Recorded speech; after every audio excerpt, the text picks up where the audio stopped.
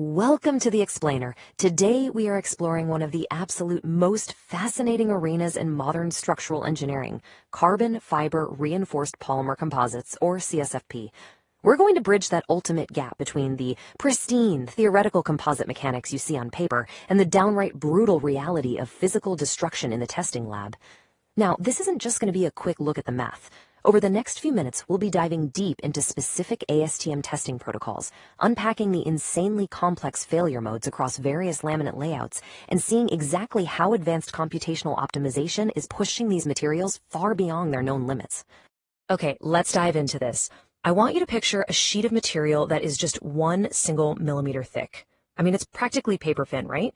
Yet, when engineered correctly, this incredibly thin laminate can mathematically and physically outperform thick, heavy blocks of aerospace-grade metals. It completely challenges our basic everyday assumptions, the idea that weight equals might. But why does this actually happen? Well, traditional metals are generally isotropic, meaning they have the exact same material properties in every single direction. CFRP, on the other hand, is highly anisotropic.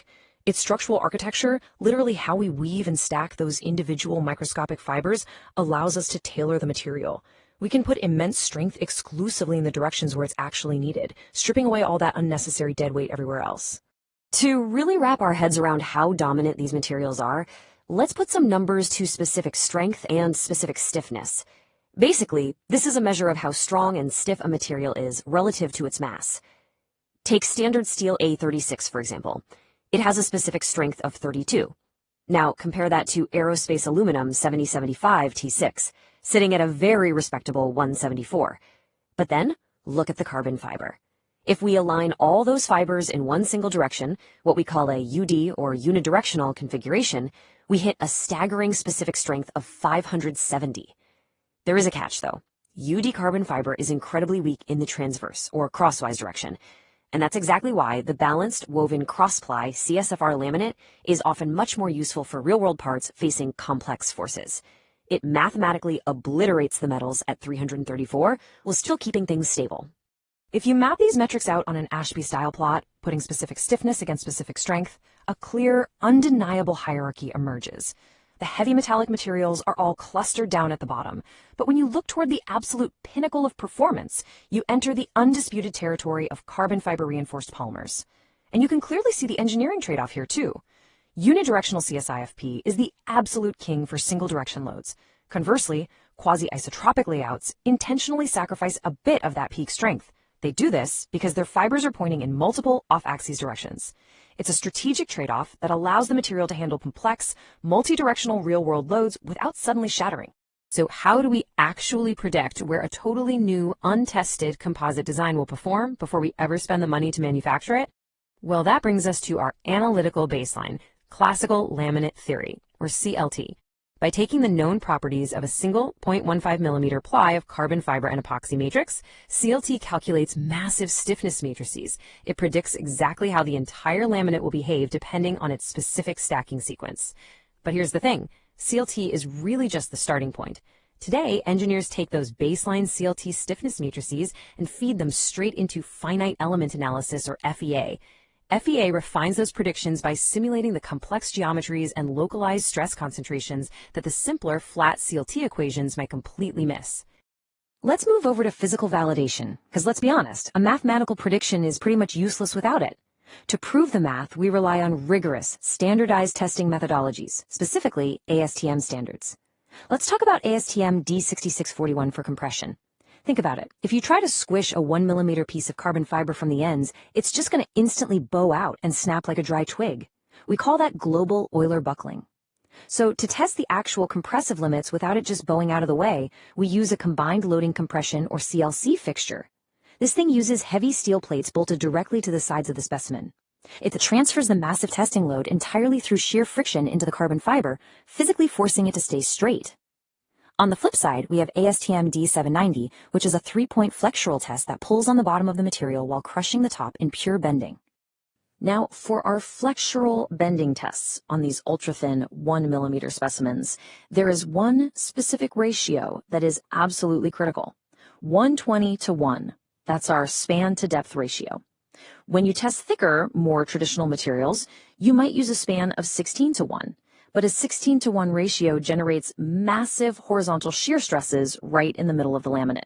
If we did that to our 1mm composite, the material would fail internally through interlaminar shear. Basically, the microscopic layers would simply slide apart before the thing ever actually bent.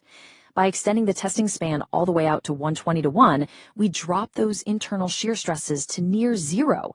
This forces the top plies to crush or the bottom plies to tear, giving us a pure, unadulterated flexural bending reading. So what did classical laminate theory actually predict would happen when we finally bent these materials? Well, for a unidirectional layup, the math predicts a massive 1,350 megapascals of flexural strength. But notice the huge drop-off for the quasi-isotropic layup, down to 600 megapascals. This happens because a large chunk of its fibers just aren't aligned with the primary bending load. Now, for the balanced woven cross-ply configuration, which is the exact one we placed into the testing fixture, CLT predicted roughly 750 megapascals, with an expected failure range stretching somewhere between 600 and 900. But, as we all know, math is just math, right up until the heavy steel of the universal testing machine comes crashing down. So, the crucial point is, the experimental real-world data validates the classical laminate theory models beautifully. We took two actual cross-ply laminates, specimen 16 and specimen 17, and subjected them to the ASTM D790 bending test. Specimen 16 snapped at exactly 600.48 megapascals, and specimen 17 pushed even further, holding out until 662.78 megapascals. Both landed perfectly within that analytical predicted window. Now you might be thinking, hey, 662 is slightly lower than that absolute perfect baseline prediction of 750, and you'd be right. But this highlights a really critical reality in structural engineering, the margin of error. Tiny microscopic manufacturing defects, like invisible air voids or little pockets of excess resin, keep real-world materials just slightly below their perfect theoretical limits. We've seen how the laminate behaves in bending, but what happens when the material fails under pure crushing compression? According to the Budiansky-Fleck theory, it happens in 5 distinct stages, forming this fascinating, incredibly violent micro-narrative inside the material. Stage 1 is just pure linear elasticity. It's taking the load. Stage 2 kicks in at around 30 to 55% of its ultimate load, where the matrix begins this gradual micro-cracking in the 90-degree plies. Stage 3 brings edge delamination, as the layers literally start to peel apart. In stage 4, those incredibly strong 0-degree load-bearing fibers begin to buckle, nucleating these little weak points called kinks.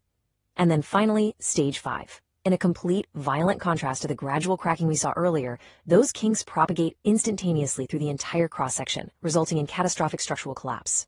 Now, what's really interesting is that breaking down the anatomy of this compressive failure reveals that structural collapse isn't just one single event. It's a highly complex, interactive mix of damage. For our cross-ply laminate, fiber kinking and micro-buckling make up the lion's share at 38%, but you've also got matrix cracking at 24% and delamination at 18%. Now contrast this behavior across other configurations, it's wild. A unidirectional laminate fails almost exclusively via explosive fiber microbuckling. An angle ply layout, on the other hand, is completely dominated by matrix shear failure and almost entirely lacks fiber kinks. Meanwhile, a quasi-isotropic laminate features massive edge delamination simply because of the extreme Poisson's ratio mismatch. Basically, all its wildly different angled plies are desperately pulling against one another as it gets crushed. It is truly incredible to realize how manipulating ply angles on a microscopic level dictates macroscopic survival. We've proven that mathematical frameworks like classical laminate theory, especially when coupled with FEA, really do hold up to the physical violence of real-world testing. But here is the exciting part. By feeding these proven models into advanced genetic algorithms, computers can now test millions of different stacking sequences overnight. These evolutionary algorithms are discovering highly unconventional, totally non-intuitive ply angles that a human engineer would never even dream of, yielding up to 20% performance gains over traditional cross-ply designs. This computational optimization is quite literally redefining the future of aerospace, wind energy, and sustainable lightweight engineering. Thanks for joining me on this explainer, and keep questioning how the world is built.